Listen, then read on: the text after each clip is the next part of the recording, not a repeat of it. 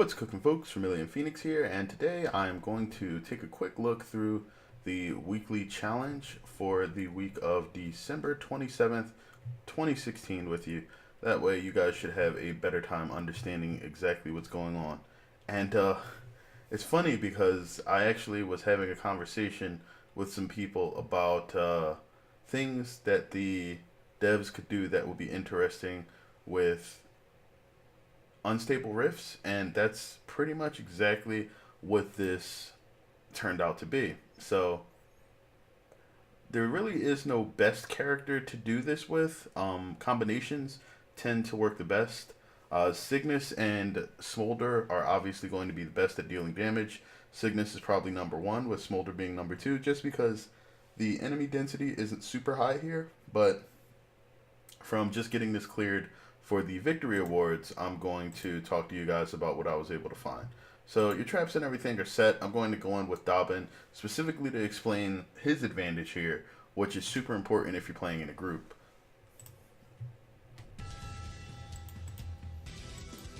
Alright, so here we go. Now, the devs were nice enough to give you 2 Guardians this time, which I think is amazing, because in all of the previous weekly challenges, they've basically only given you a single Guardian, and that means that you generally had to just defend an area with a Guardian alone, and that was all you were able to do. Now, I don't know if that means that they're going to continue to do that. It will likely pertain to the challenge and whether or not they want to force people to, party up for them. But overall, I think it's a good idea, especially if they're only going to make it on like tight maps where you have 2 Guardian places. Like, really won't make that much of a difference for you. Either way, we're going to place our 2 Guardians, and I'm going to point out Dobbin's Rich Vein skill. This increases the value of coin pickups by 2 times. If you've played this already, then you probably see where it's going, but there's Mr. Moneybags will appear multiple times throughout this, and effectively he will be granting you a ton of cash if you decide to go with Dobbin. Dobbin is probably the best choice for the building of traps. If you are in a 3-player game, have him do all the construction, pick up the Moneybags money, and do all of the building by taking Rich Vein. This will only work well after the first wave, so don't worry too much about how you set this up in the beginning. But let's see, I don't really have the coin to do much else. I think I'll just place the 3rd one of these. Actually, no, let's do this guy, and we will do that. Alright, so we're going to get that started, and my other place to put Dobbin's tunnel is going to be right over here. It allows you to intercept enemies without having to necessarily do that walk. But it's not super long, the stage anyway, so not that big a deal. Now, it's important to also note that the way that Dobbin's money triggering skills work now is that anything that takes a hit while within the Dust Devils has a chance to drop coin, and anything that gets hit by your dynamite also has an additional chance to drop coin. Now, killing those enemies early will give you just enough experience to level everyone, so go ahead and do that. Combos will get you bonus experience, and then you get this Moneybags. So you have to deal as much damage to him as possible when you're playing with Dobbins. You really don't have any burst damage or anything else that you can do to sort of help take him out. But once you are able to get him to drop, he normally drops 5,000. With Dobbin's Rich Vein, that's doubled, and now he's worth 10. So you can obviously see why I would go ahead and have that extra dough skill picked up with Dobbin. Now, as far as the enemies go, there are a few places where you can place these wall traps. Feel free to drop them. These, or at least some of the rifts that you will be seeing, are not going to actually generate cash. They're going to generate a bunch of orcs and a boss. Now, if you're looking for points, let these rifts actually break apart and set up traps that will allow you to combo those minions. That will get you the most coin and the most points. But if you're just trying to 5-star this, feel free to just destroy them, because par time is a factor in it. So now that we have enemies coming over here, one thing that I didn't do in the other area was place this really close. You can get these guys to bunch up really early, and then it's important that you place that facing outward, and you want to do it specifically for that reason. Now, actually, I think I want to reposition that. If you position it in the right place, well, not only does it break the enemies up, but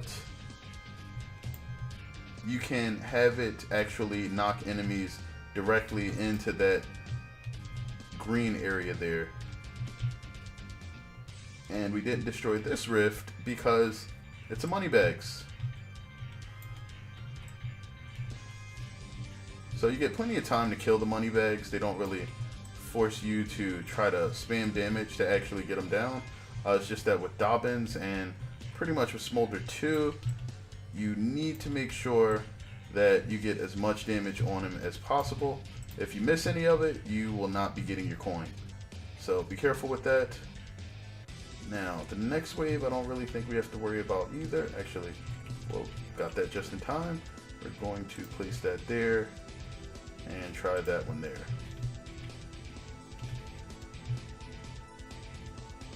Alright, now this particular unstable rift is also just going to be, here we go, just going to be some more orcs and I believe another boss. I think all the orcs come with a dread to boost their damage, so it's really just a matter of knowing when they're coming and being able to kill them. Why did that money bag spawn literally in a place where you can't stand? It's so weird. And those guys that are showing up right now, I believe, are just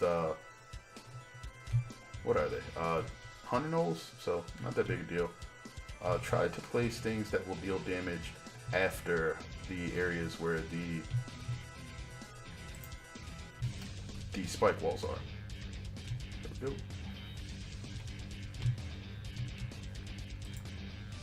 And I got that one to spawn pretty much. Oh no, close enough to actually get it. Not bad.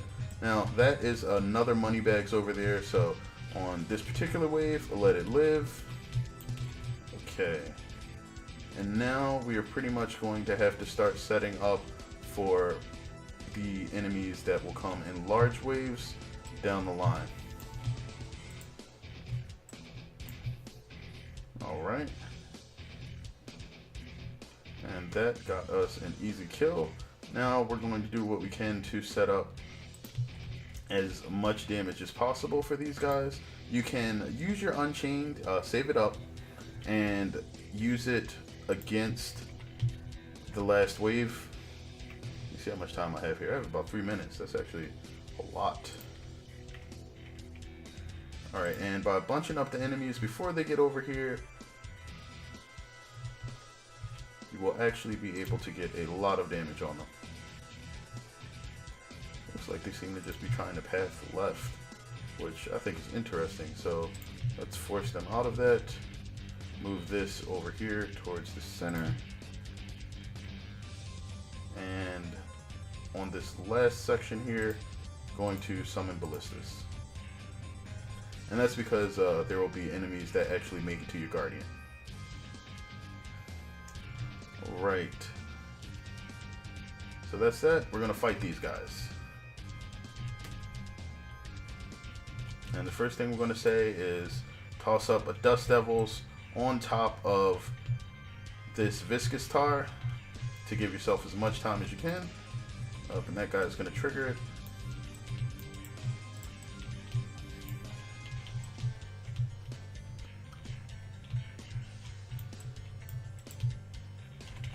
Alright. So we're going to unchain and just start chucking dynamite now. This is actually going to give us even more cash because of how ridiculous Dobbin's cash generation is by literally just chucking dynamite and stuff. Now, if a few small enemies get by you, it's perfectly fine. Your Guardian's more than equipped to deal with that. The main issue that you're going to have is whether or not enemies are able to get past the traps that you set up in the single lane and actually get through your Guardian. Now, if that doesn't happen, you're great. If it does, you're going to lose points. And I have these. I should make sure that I get good use of them. And I got pinged by an arrow, which stopped my regeneration. That kind of sucks. Okay, we got about 45 seconds to finish this map. I'm not going to get a 5-star here, but you can. All you have to do is basically not waste all of your time like I did starting this out.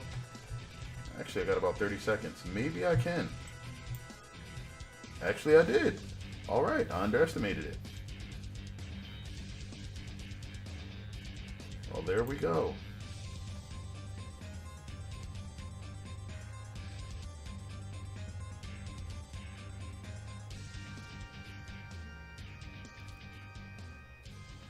That's pretty much it. Not too difficult this week, but at the same time, I just thought that the idea of having to understand which of those unstable rifts was dangerous versus which ones were rewarding was very interesting, and I'm surprised that they did it this soon.